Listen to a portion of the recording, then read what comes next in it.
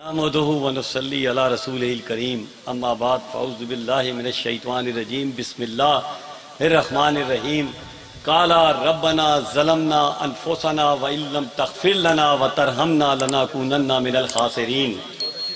یہ وہ دعا ہے جو حضرت آدم علیہ السلام سے جب جنت سے نکالے گئے تو انہوں نے اللہ سے مانگی تھی کہ اللہ تعالی ہم نے اپنی ذات پر ظلم کیا، اللہ تعالیٰ اگر آپ نے ہمیں معاف نہ کیا تو یقیناً ہم خسارے میں ہوں گے۔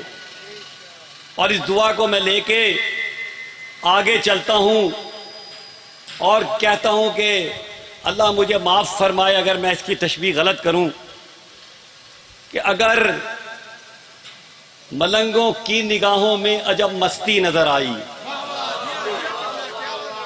ملنگوں کی نگاہوں میں عجب مستی نظر آئی، بلندی آسمانوں کی انہیں پستی نظر آئی، کبھی بہلول نے بیچی کبھی ہڑ نے خریدی ہے۔ ذرا اس کو سننے والی بات ہے، کبھی بہلول نے خریدی، بہلول وہ شخص تھا جو جنت بیچا کرتا تھا، اور کبھی ہڑ نے خریدی ہے، خداوندہ تیری جنت بڑی سستی نظر آئی۔ اب آپ یہ دیکھیں کہ ہم نے تو بڑی مشکل جنت حاصل کرنی بنا دی ہے، ہم ساری رات تہجد پڑھتے ہیں، پورا سال روزے رکھتے ہیں، عبادتیں کرتے ہیں، لیکن اللہ کیا فرما رہے؟ علامہ اقبال نے کتنی خوبصورت بات کر دی، وہ یار جنت حاصل کرنی ہے تو بہلول بن جاؤ۔ اور بہلول نے کیا کیا؟ صرف یزیدیت سے حسینیت کی ایک رسی کو کراس کیا۔ تو جنت کا سودا تو بڑا اچھا سودا ہے، ہم نے خود مشکلات میں بنا دیا ہے۔ اور وہ میں کبھی کبھی کہتا ہوں کہ ناموس اہل بیت کے سر کی ردا بھی چھن گئی، ناموس اہل بیت کے سر کی ردا بھی چھن گئی، جو سجدہ خصیہ تھی وہ کبابی چھن گئی۔ جس ہاتھ سے تھپڑ پڑا وہ ہاتھ ایک کردار تھا، جس ہاتھ سے تھپڑ پڑا وہ ہاتھ ایک کردار تھا، آرس سکینہ کے نہ تھے تاریخ کا کردار تھا۔ اور تردید کی تکرار میں حق کی صدا بڑھتی گئی، تردید کی تکرار میں حق کی صدا بڑھتی گئی، جبر و تشدد میں نوائے بے نوا بڑھتی گئی۔ اور آخری اس کا وہ ہے مصرع شعر کہ جتنا شعر محتسب دشوار تر ہوتا گیا، یعنی یزید نے جتنے بھی ظلم کرنے تھے کرتا چلا گیا، اور اس کے بعد بھی یزیدیت ختم نہیں ہوئی آج تک۔ یہ نہ سمجھے کہ یزیدیت ختم ہو گئی ہے، تو جتنا شعر محتسب دشوار تر ہوتا گیا اتنا خون ناحق مشتہر ہوتا گیا۔ اور میں کبھی کبھی کہتا ہوں کہ یار ناراض نہیں ہونا میرے بات سے کہ آپ نہ لیں خالی حضرت امام حسین سب کے ہیں، حضرت امام علی سب کے ہیں۔ آپ کو میں آج بتاتا ہوں کہ جو میرا B502 کا گھر تھا اس میں کربلا کی مٹی لگی ہوئی تھی، اور آج جب اللہ تعالی نے ہمیں عزت دی تو یہ کرنل مباغ کا مقبول صاحب نے بنایا تھا، اور اس میں خاص طور پہ کربلا کی مٹی لگائی تھی، اور ہمارے گھر کا نام بیت البتول تھا۔ آج آپ کو بڑے راز کی باتیں بتا کے جاؤں گا۔ اور دوستی تو کرو، دوستی باتوں سے نہیں ہوتی، ناراض نہیں ہونا، دوستی مجلس سے بھی نہیں ہوتی، میری بات سے ناراض نہیں ہونا، دوستی اس سے ہوتی ہے۔ جس دن اس کی محبت کرو گے نا اہل بیت کے ساتھ پھر پتہ چلے گا۔ اور اہل بیت سے شرط زبانی نہیں ہے، اس کے لیے حسینیت کا علم بردار ہونا پڑے گا، حق کی بات کرنی پڑے گی، ظالم کے خلاف ظلم کے خلاف آپ نے کھڑا ہونا پڑے گا، ورنہ یہ نہیں ہوگا کہ قیامت کے روز حضرت امام حسین صرف اس بات پہ خوش ہو کہ آپ کو بخش دیں گے۔ یہ میں آپ کے اہل بیت ایک علامہ کی بات سنا رہا ہوں، اپنی نہیں، کہ یار تم نے مجھ سے بڑی محبت کی تھی لیکن جب ظلم کے خلاف کھڑے ہونے کا وقت آ گیا تو تم سب سے پیچھے تھے، جب برائی کے خلاف لڑنے کا ٹائم آ گیا تو تم سب سے پیچھے تھے۔ تو یہ اس وقت ہوگا کہ جب ہم کیونکہ بڑی خوبصورت بات کی تھی ایک شاعر نے، جب خیر و شر میں دقت تفریق ہو گئی، جب خیر و شر میں دقت تفریق ہو گئی، بے ساختہ حسین کی تخلیق ہو گئی۔ اور میں بڑی لمبی چاہوں تو بہت بولتا چلا جاتا ہوں، یہاں میرا وہ اشر بھانجا بیٹھا ہوا ہے، میں محبت کی بات کر رہا تھا تو کہانی جو سنانے لگا تھا، ٹائم ہے تھوڑا سا کیونکہ میری باتیں ذرا دنیاوی ہوں گی، آپ ذرا دینی باتوں میں آتے ہیں، اور دنیاوی باتوں کی بہت ضرورت ہے لوگوں کو۔ میری جب پہلی شادی کے بعد پریگنینسی ہوئی بیگم کو، تو لوگوں نے کہا بیٹا مانگو، میں کہا نہیں مانگنا، کیونکہ اللہ نے جب رزق کا وعدہ کیا ہوا ہے تو بیٹا دے یا بیٹی یہ اس کی ذمہ داری ہے، میرا ٹھیکہ میں نہیں ہے کام۔ میری بیٹی ہو گئی۔ دوسری مرتبہ جب پریگنینسی ہوئی، لوگوں نے کہا یار، اور آپریشن سے ہوئی، یہ ذہن میں رکھیں، یقین کریں میں غلط نہیں کہوں گا اس ممبر پہ کھڑے ہو کے بات، یہ لوگ غلط کرتے ہیں کہ پہلا بیٹا مانگتے ہیں۔ تو میں نے کہا پھر، میں کہا نہیں اللہ، تو کیونکہ دینے والا ہے، تو نے رزق کا وعدہ کیا، تیری مرضی ہے، جو تو بہتر سمجھے گا، مستقبل تیرے ہاتھ میں ہے۔ پھر بیٹی ہو گئی۔ اب ڈاکٹروں نے کہا مجھے کہ یہ تیسرا آپریشن ہے اور آخری آپریشن ہے۔ اب جو تھا نا مسئلہ پڑ گیا بڑا عجیب سا، کیونکہ یہ جانوروں کا معاشرہ ہے۔ یقین کریں میں ایران میں گیا، جو میں یزد یونیورسٹی میں پڑھتا رہا، تو میں نے دیکھا رات کو 4 بجے اکیلی لڑکی جو تھی نا، جوان لڑکی پھر رہی تھی، اور کسی کی جرت نہیں تھی کہ اس پہ کوئی آواز بھی اٹھا دے۔ یہ ہے اسلام۔ یہی چیز میں نے سعودی عرب میں بھی دیکھی ہے، یہی چیز دبئی میں بھی دیکھی ہے۔ ایران کا اس لیے کیا کہ ایران سے میری بڑی اپنی ایک عقیدت ہے۔ تو میں بتا رہا تھا پھر میں نے کیا کیا، میں نے کہا یہ تو جانوروں کا معاشرہ ہے، یہ تو آپ یہاں کریں کہ بچی کیا، آپ کا بچہ رات کو 8 عشاء کے بعد نہیں نکل سکتا۔ میں نے کہا اللہ، یہ جانوروں کا معاشرہ ہے، درندوں کا معاشرہ ہے، بے حصوں کا معاشرہ ہے۔ اللہ آپ کے ذرا تھوڑی سی تردید کرنا چاہتا ہوں، اللہ تو مجھے ایک بیٹا عطا فرما۔ اور میں نے کہا اگر تو نے مجھے بیٹا دیا تو میں اس کا نام علی رکھوں گا۔ اور وہ میں نے پرچی لے کے علی کی قرآن پاک میں رکھ دی، اور میرا بیٹا ہوا، اور اس کا نام میں نے علی مراد رکھا۔ یہ نسبتیں ہیں نا۔ یہ اشر بھائی بیٹھے ہیں ہمارے، ان کی بہن آئی میرے پاس، ماموں دعا کریں کہ میرا بیٹا ہو۔ میں کہا ایک شرط ہے، علی تو آ گیا، تو دعا مانگ کے حسن آ جائے۔ بیٹھا ہے، ثبوت بیٹھا ہے میرے پاس، اس کا بیٹا ہو گیا، اس کا نام ہم نے حسن رکھ دیا۔ دوسری باری آئی، اور میں کہا میں کوئی پیر فقیر نہیں ہوں، تو کیا چاہتی ہے؟ میں نے مذاق میں کہا، سیریس نہیں کہا۔ میں کہا چل اگر اب کے بیٹا ہوا اس کا نام حسین رکھنا۔ تو وہ بیٹا ہوا تو اس کو حسین ہو گیا۔ تو میرے گھر میں علی بھی ہے، میرے گھر میں حسن بھی ہے، میرے گھر میں اڑتا بھی، اور میرے نواسے کا نام مرتضیٰ ہے، اور میرے نواسے کا ایک اور نام ارتضیٰ بھی ہے۔ تو بات یہ محبت جب ہی ہوگی جب آپ حرام اور حلال میں تقلید شروع کر دیں گے، اور محبت حضرت امام حسین اور ان کے خاندان کی تبھی ہوگی۔ یہ بڑا مشکل کام ہے، آسان کام نہیں ہے، اس پہ آگ کے کوئلوں پہ چڑھنا پڑتا ہے، اپنی قربانیاں دینی پڑتی ہیں۔ میں ایک مشہور واقعہ آپ کو بتا کے اپنی تقریر ختم کروں گا کہ حرام اور حلال کی اہمیت یہ تھی کہ حضرت بہلول دانا، میں نے بہت پڑھا ہے ان کو، اور یہ بھی میرے ایک دوست ہے باقر، اور حضرت بہلول دانا کو بھی ہم نے ناراض ہوگا۔ میں سمجھتا ہوں کہ اگر تاریخ کا کوئی عقل مند ترین اور اسلامک فلسفہ ہے، لیکن کیونکہ وہ تھوڑا سا حضرت امام جعفر کے ساتھ اٹیچ تھے، اور ہارون رشید ان کا دشمن تھا، تو ان کو اسلام میں تھوڑا سا دبا کے رکھا گیا، جو ہمیشہ سے مسلمانوں میں ہوتا ہے۔ جب میں نے پڑھنا شروع کیا، میرے ڈاکٹر باقر نے مجھے کہا کہ اس کو بہلول کو تو پڑھو، تو میں سمجھتا ہوں اس سے بڑا اللہ کا ولی پیدا ہی نہیں ہوا۔ دیکھیں نا، اقبال کہہ رہا ہے کہیں بہلول نے بیچی، یعنی جنت بیچتا تھا وہ شخص۔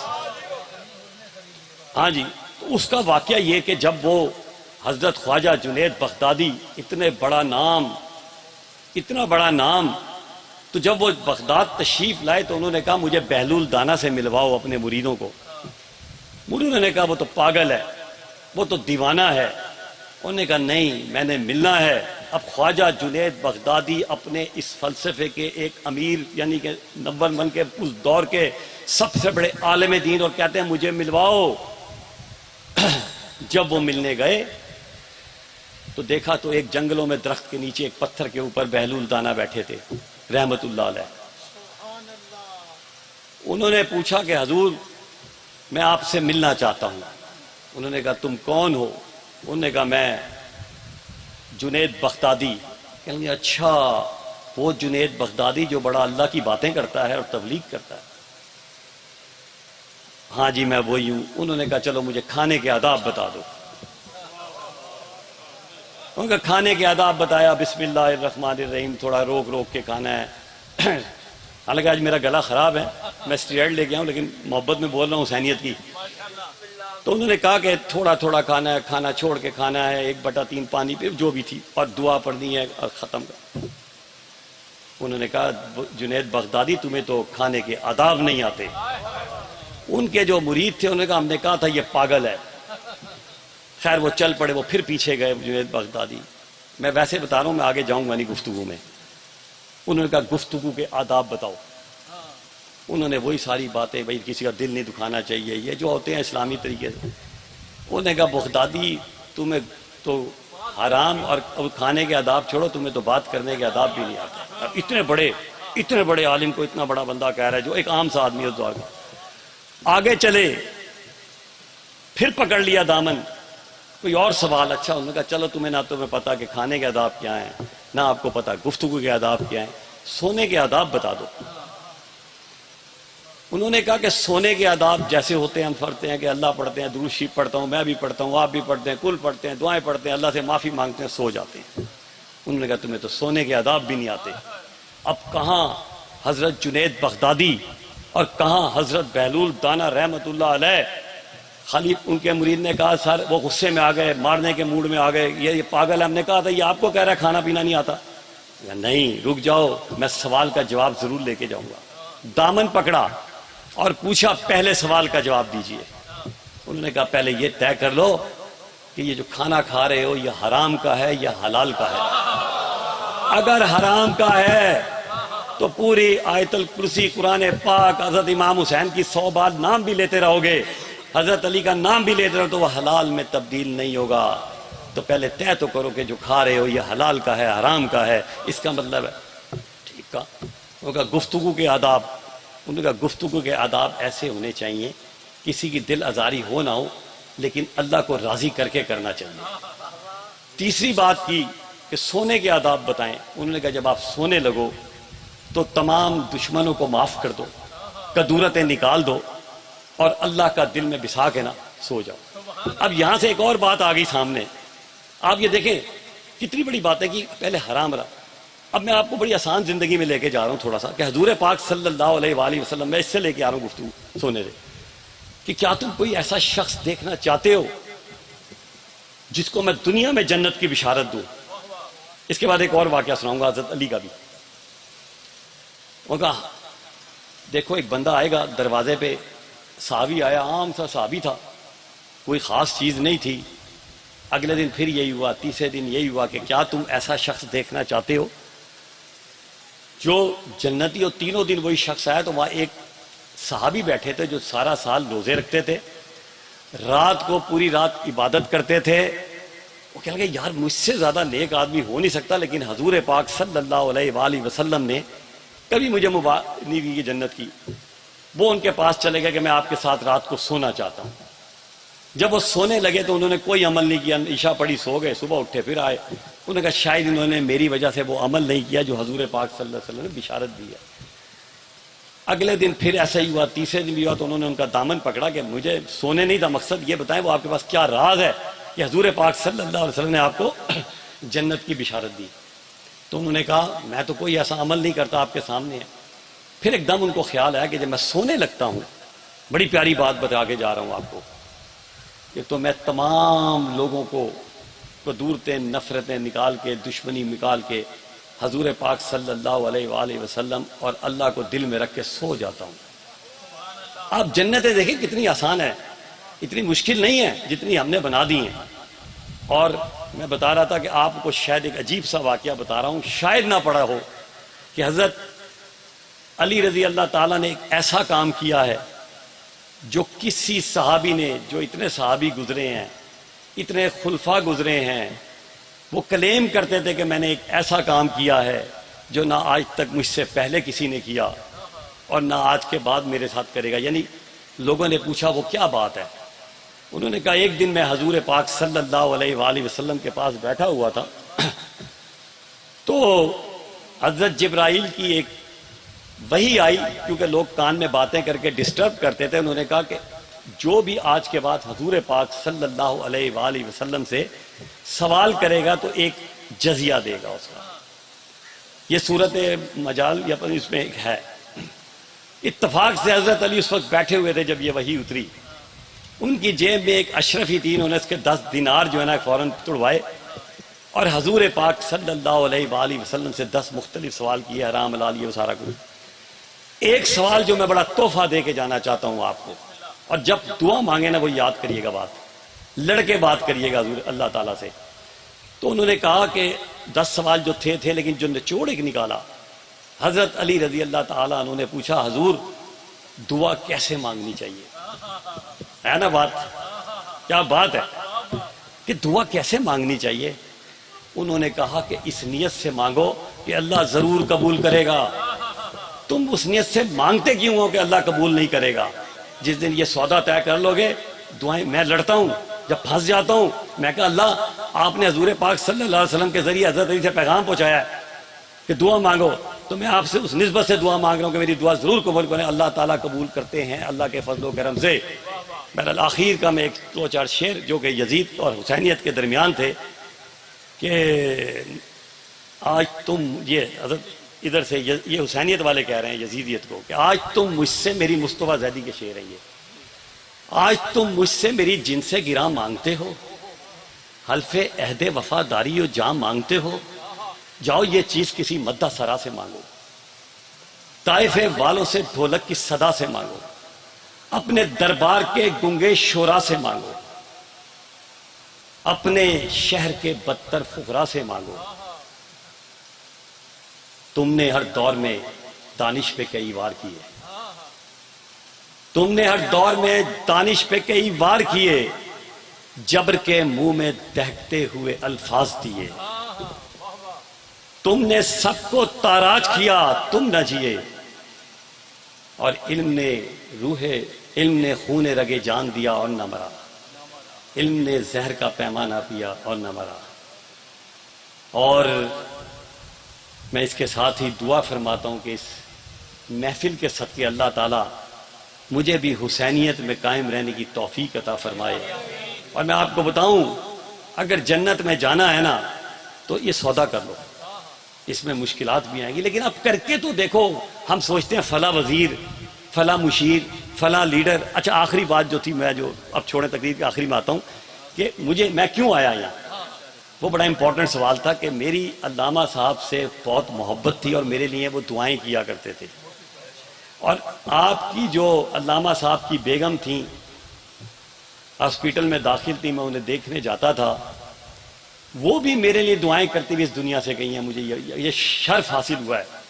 اور جب بھی مجھے کوئی دعا کی ضرورت ہوتی تھی تو میں علامہ قمر حیدر زیدی جو میرے بچپن کے دوست ہیں، میں ان کی ڈیوٹی لگاتا تھا کہ آج آپ نے، اور میری ملاقاتیں بھی ہوئی ان سے محبتوں کی، اور آج میں جو کچھ ہوں ان بزرگوں کی دعاؤں اور لائٹوں کی وجہ سے ہوں. اچھی لائٹوں کے نیچے بیٹھو گے تو چمکنا شروع ہو جاؤ گے، بری لائٹوں کے نیچے بیٹھو گے تو ختم ہو جاؤ گے. اللہ تعالیٰ مجھے اس محفل کے صدقے میری تمام دعاؤں کو قبول و منظور فرمائے. اور بس ایک آخر کے حضور پاک صلی اللہ علیہ وسلم کا بھی تھوڑا سا ذکر کر کے ختم کروں گا. جنہیں تیرا نقش قدم ملا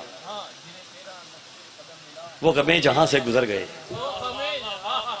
جنہیں تیرا نقش قدم ملا وہ غمیں جہاں سے گزر گئے. یہ میرے حضور کا فیض ہے کہ بھٹک کے ہم جو سنبھل گئے.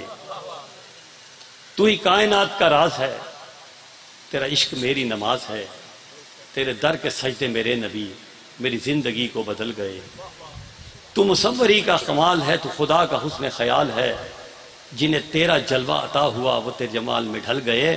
اور واصف علی واصف نے کیا بات کر دی آخر میں کہ تیرا بندہ واصف بے خبر، تیرا راز سمجھا ہے اس قدر، جتے جب پکارا بے چشم تر، کئی مرحلے تھے ٹل گئے. بہت بہت شکریہ.